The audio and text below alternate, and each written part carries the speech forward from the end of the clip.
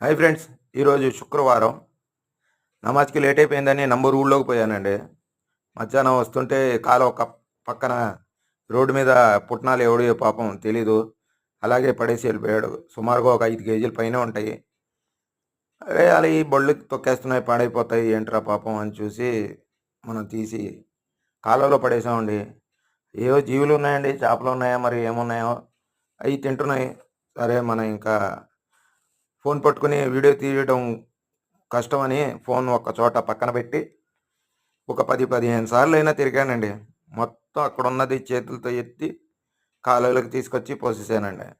కొంచెం దూరం ఉందండి. కెమెరాలో అది కనపడదు. సరే అని అలా తీసుకొచ్చి అలా మొత్తం పోసేసాను. పాడైపోవడం ఎందుకండి, కాలువలో పడేసి ఏదో జీవులు తింటాయి కదా అని అలా పడేశాను. వీడియో నచ్చితే లైక్ చేయండి, కామెంట్ చేయండి. అలాగే బెల్ ఐకాన్ నొక్కి ఆల్ మీద సబ్స్క్రైబ్ చేయండి. ప్లీజ్.